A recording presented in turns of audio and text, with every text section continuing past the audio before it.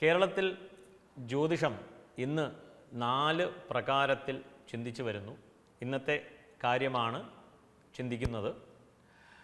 ആദ്യമായി ജാതകം, അതിനുശേഷം പ്രശ്നം, അതിനുശേഷം താമ്പൂല പ്രശ്നം, അതിനുശേഷം അഷ്ടമംഗല പ്രശ്നം. ഇതിനെങ്ങനെ സാധാരണക്കാർക്ക് മനസ്സിലാക്കാം എന്നുള്ളത് ഒരു sessions court, district court, high court, supreme court. അപ്പോൾ ഇങ്ങനെ അഷ്ടമംഗല പ്രശ്നം എന്ന് നാം കേട്ടിട്ടുണ്ട്. അത് ജ്യോതിഷത്തിലെ അവസാന വാക്ക്, കേരളത്തിൻ്റെ മാത്രം ഉള്ള ഒരു കോൺട്രിബ്യൂഷനാണ്. അഭിമാനപൂർവ്വം നമുക്ക് പറയാം.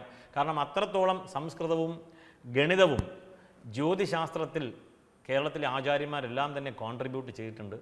അപ്പോൾ അഷ്ടമംഗല പ്രശ്നം എന്നുള്ളത് ഒരുപക്ഷെ നമുക്ക് പറയുവാൻ സാധിക്കും ജ്യോതിഷത്തിലെ അവസാന വാക്ക് അഷ്ടമംഗല പ്രശ്നമാണ്.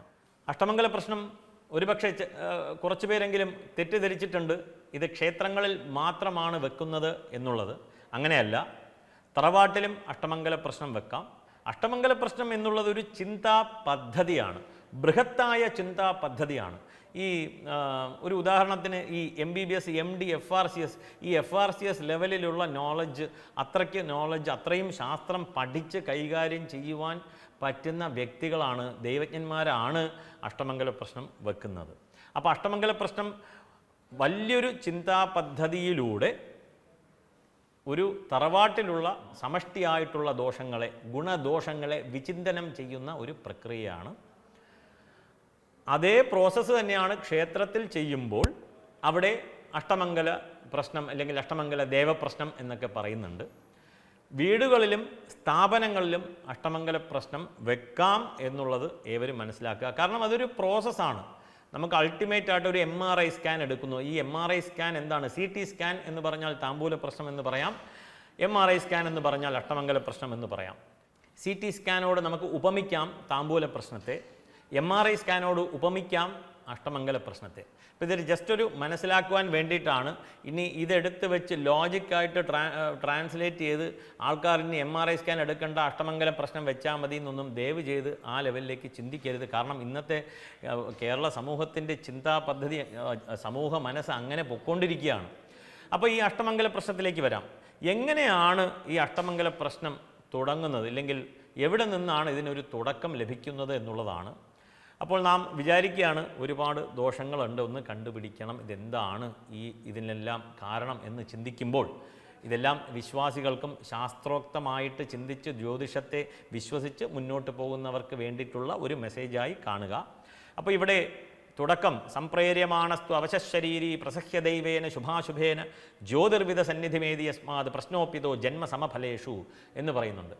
സംപ്രേര്യമാണസ്തു അവശരീരി, നമ്മൾ അവശതയിലേക്ക് നീങ്ങിക്കൊണ്ടിരിക്കുമ്പോൾ ഒരു പ്രേരണ വരികയാണ്. പ്രേരണ ഇതെന്താണ് ഒന്ന് കണ്ടുപിടിക്കണമല്ലോ, ഇനി അങ്ങോട്ട് നീങ്ങുവാൻ സാധിക്കുന്നില്ല എന്നുള്ള ഒരു ചിന്തയാണ് ഇതിൻ്റെ തുടക്കം. അങ്ങനെ നാം പ്രശ്നം വെക്കുന്നു, ഇല്ലെങ്കിൽ താമ്പൂല പ്രശ്നം വെക്കുന്നു, ഇല്ലെങ്കിൽ അഷ്ടമംഗലത്തിലേക്ക് നീങ്ങുകയാണ്. അഷ്ടമംഗലം എന്ന് പറയുമ്പോൾ ആദ്യമേ തന്നെ നാം ദൈവജ്ഞനെ വിളിക്കുവാനായിട്ട്, ക്ഷണിക്കുവാനായിട്ട് പോവുകയാണ്. അവിടെ തുടങ്ങുകയാണ് അഷ്ടമംഗല പ്രശ്നം. എപ്പോൾ ക്ഷണിക്കണം, എങ്ങനെ ക്ഷണിക്കണം എന്ന് പറയുവാൻ പാടില്ല. നമ്മൾ ക്ഷണിക്കുവാനായിട്ട് പോകുന്നു, ക്ഷണനം ആവശ്യമാണ്. ആ നിമിഷം ദൈവജ്ഞേന സമാഹിതേന സമയഃ എന്ന് തന്നെയാണ് പറയുന്നത്. അവിടെ എത്തപ്പെട്ട സമയം തൊട്ട് കാൽക്കുലേഷൻ ഉണ്ട്. ആ പ്രോസസ്സിനെ നാം പൃച്ഛ എന്ന് പറയും. പൃച്ഛ നിർഗമ മാർഗ മന്ദിരഗതി പ്രശ്നക്രിയാസംഭവം സൂത്രം ത്രിസ്ഫുടജാഷ്ടമംഗല ഫലാരൂഢ ഉദയ ഇന്ദു ഉദ്ഭവം എന്നിങ്ങനെ പോകുന്നു. പ്രമാണങ്ങളിലേക്ക് കടക്കുന്നില്ല. പ്രഥമ നിവേദനം പൃച്ഛ. അപ്പോൾ ആദ്യമായി നാം ദൈവജ്ഞനെ കാണുന്നു. ആചാര്യനെ കാണുമ്പോൾ ഒഴിഞ്ഞ കൈയോടുകൂടി പോകരുത് എന്നുണ്ട്.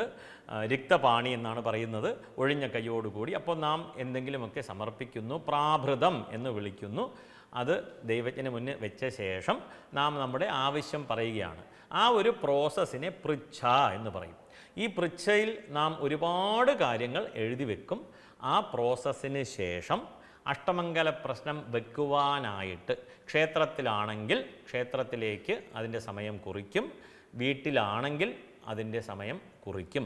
അഷ്ടമംഗല പ്രശ്നം വെക്കുവാനായിട്ട് 16 നക്ഷത്രങ്ങൾ ഊൺ നാളുകൾ ഏവർക്കും അറിയാം. അന്നപ്രാശനം അതിന് പറഞ്ഞിട്ടുള്ള വിധിച്ചിട്ടുള്ള നക്ഷത്ര ദിവസം വെക്കുന്നു. ചൊവ്വ ശനി ഒഴികെയുള്ള ദിവസങ്ങളിൽ തുടങ്ങണം എന്നിങ്ങനെ കുറേ നിയമങ്ങളൊക്കെ ഉണ്ട്. ഈ നിയമങ്ങളൊക്കെ നോക്കിയ ശേഷം ദൈവജ്ഞൻ ഒരു ദിവസം ആരുടെ പേരിലാണോ വെക്കുന്നത് അവരുടെ നക്ഷത്രത്തിന് അനുസൃതമായിട്ട് ചന്ദ്രാഷ്ടമം ജന്മാഷ്ടമരാശിയൊക്കെ വർജിച്ച ശേഷം ഒരു ദിവസം നൽകുകയാണ്, പ്രശ്നത്തിന് പോവുകയാണ്.